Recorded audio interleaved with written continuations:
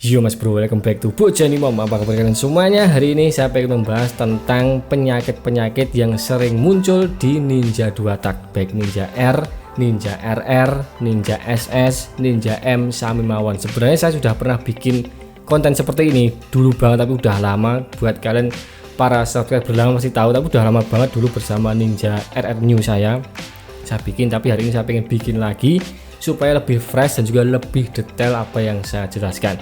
Jadi konten ini saya tujukan buat kalian pengguna Ninja 2 Tak baru ataupun yang belum beli, baru pengen beli, supaya kalian itu nggak kaget ketika nanti terjadi penyakit ini, tahu solusinya harus bagaimana. Jadi bukan berarti saya menakut-nakuti ya, nggak ada untungnya saya menakut-nakuti kalian, karena motor saya sendiri kan juga Ninja 2 Tak, ngapain saya takut-takuti. Jadi hari ini saya cuma pengen share informasi, pencerahan ketika ada penyakit ini, solusinya bagaimana. Nanti jangan sampai ketika di kolom komentar muncul, "Bang, saya tuh udah merawat 2 Tak itu sudah 10 tahun bang, kok nggak pernah ya muncul penyakit-penyakit yang disampaikan." Ya berarti bagus, perawatannya bener. Bukan berarti penyakit-penyakit yang saya sampaikan ini pasti muncul, itu tidak. Cuma memang kebanyakan kasus muncul di Ninja 2 Tak. Sekarang kita mulai. Penyakit pertama yang sering muncul di Ninja 2 Tak adalah adanya suara berisik di blok silindernya. Nah, di sini kalian harus bisa bedakan ya suara khas 2 Tak dan suara mesin yang sudah rusak. Karena sehalus-halusnya suara mesin 2 Tak itu tetap lebih berisik. Untuk contoh suara kalau bloknya sudah bermasalah itu seperti ini.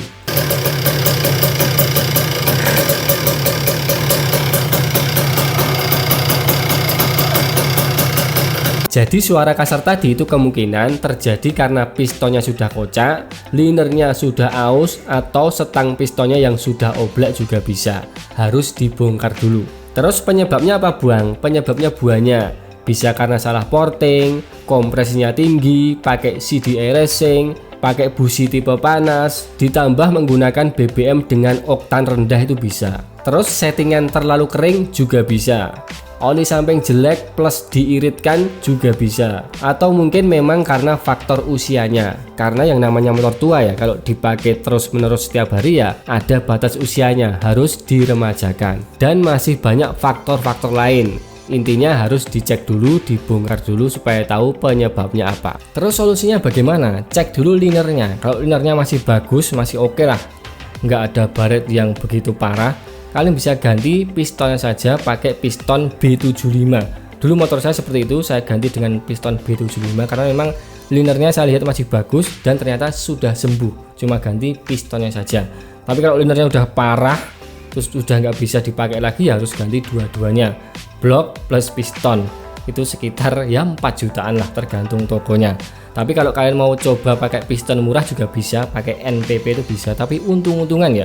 Karena yang namanya piston murah ya seperti itu, kalau pas dapat yang bagus ya bisa awet, kalau pas dapat yang barang yang jelek ya tidak awet. Itu saran saya, ganti dulu pistonnya, kalau nggak bisa baru ganti blok satu setnya kalau kalian punya dana. Oke, nah sekarang kita langsung masuk ke penyakit yang kedua yang sering muncul adalah Ninja 2 Tak itu susah sekali dinyalakan, baik di pagi hari, di malam hari, di siang hari, pokoknya susah banget dinyalakan. Jadi penyakit ini juga ada di motor saya sendiri. Dulu waktu pertama beli itu seperti itu, ketika mesin dingin itu susah nyala, ketika misal kita parkir 30 menit itu dinyalakan lagi juga susah, apalagi kalau di malam hari ketika cuaca dingin itu juga sangat susah dinyalakan. Nah, ini kenapa bisa terjadi? Kebanyakan kasus termasuk di Ninja RR saya sendiri adalah pilot jetnya terlalu kecil atau kurang besar. Dulu saya masih pakai karbu orinya yaitu Mikuni VM28. Itu PJ standarnya itu kalau nggak salah 22,5. Lalu kemudian di up ke 25 itu langsung sembuh, langsung beres.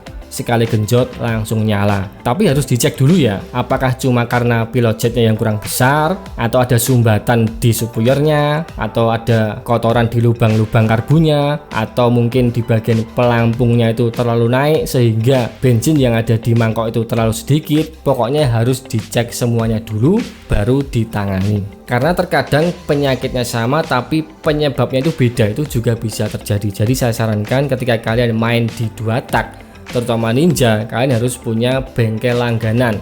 Kalau bisa teman kalian sendiri supaya enak konsultasinya. Tapi kalau nggak bisa ya cari bengkel resmi, nggak ada masalah. Yang harus dicek dulu. Penyakitnya sama belum tentu penyebabnya juga sama. Oke. Untuk penyakit berikutnya yang sering muncul, yang sering terjadi di Ninja 2 tak adalah oli mesinnya berwarna putih susu seperti ini. Nah, oli mesin itu bisa dilihat di bagian blok sebelah kanan ya. Itu kan ada kaca kecil berbentuk bulat. Nah, di situ kita bisa lihat kondisi oli mesinnya bagaimana. Kalau kondisi olinya itu bening, itu normal. Kalau kacanya itu ngembun, itu juga masih oke, karena biasanya pas mesin panas itu dia ngembun, tapi nanti kalau mesinnya udah dingin itu hilang ngembunnya, jadi bening lagi. Itu masih oke. Tapi kalau sampai warna olinya itu putih susu, putih pekat, itu berarti ada masalah. Kebanyakan kasus masalahnya ada di seal water pumpnya. Jadi oli mesin yang harusnya melumasi transmisi itu tercampur dengan air radiator sehingga warnanya berubah menjadi putih susu.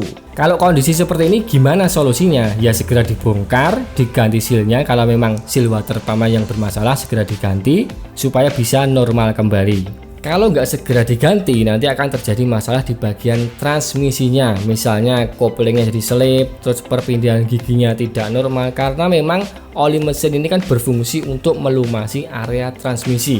Ketika sudah bercampur dengan air, pasti fungsinya akan tidak normal kembali. Jadi segera diganti supaya transmisinya itu bisa berfungsi dengan normal kembali. Untuk penyakit berikutnya yang sering muncul di Ninja 2 tak adalah asapnya terlalu ngebul, tidak normal, dan baunya sangit.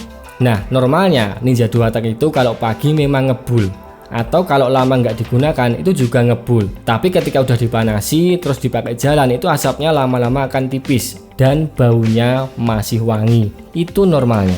Yang nggak normal adalah ketika knalpotnya ngebul terus menerus walaupun mesinnya sudah panas dan ada bau sangit atau bau nggak enak lah. Nah, biasanya ini terjadi karena seal kruk asnya minta ganti atau dia sudah rembes atau bocor. Di bagian blok kanan itu kan isinya oli mesin ya. Nah, di situ ada seal kruk as yang terhubung ke ruang bakar. Ketika sealnya itu rembes, otomatis oli mesin akan masuk ke ruang bakar dan ikut terbakar. Itulah kenapa asapnya jadi banyak dan baunya nggak enak, tidak wangi lagi. Sebenarnya ada penyebab lain ketika asapnya terlalu berlebihan, yaitu setelan oli sampingnya dia terlalu boros. Untuk setelannya itu ada di sebelah kiri, di bagian blok sebelah kiri, di dekat gear depan, di atasnya itu ada setelan oli samping, silahkan dicek.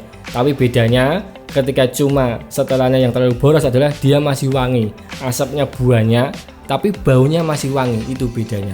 Tapi kalau baunya udah sangit, udah nggak enak, berarti kemungkinan terjadi akibat seal kruk asnya yang bocor. Oke. Untuk penyakit berikutnya yang sering muncul adalah mesin Ninja 2 tak itu cepat panas. Nah, di sini ada dua faktor. Yang pertama ada di bagian radiatornya yang bermasalah, yang kedua ada di bagian seal o-ringnya yang bocor. Sekarang kita bahas yang pertama dulu. Jadi suhu Ninja 2 tak itu ada indikatornya. Kalian bisa lihat di bagian speedometernya itu ada indikator suhunya. Suhu yang nggak normal itu ada tanda-tandanya. Misalnya ketika motor kita pakai sebentar aja, 10 menit, 15 menit, itu dia indikatornya sudah naik tinggi di atas setengah. Dulu motor saya juga seperti itu.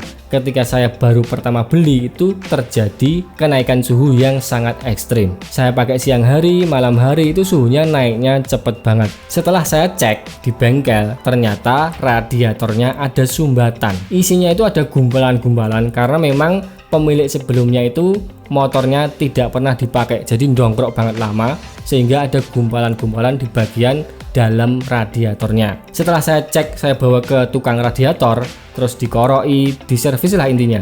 Itu habis sekitar 100.000, ternyata langsung sembuh. Atau kalian yang punya budget itu bisa langsung ganti radiatornya, pakai yang aftermarket.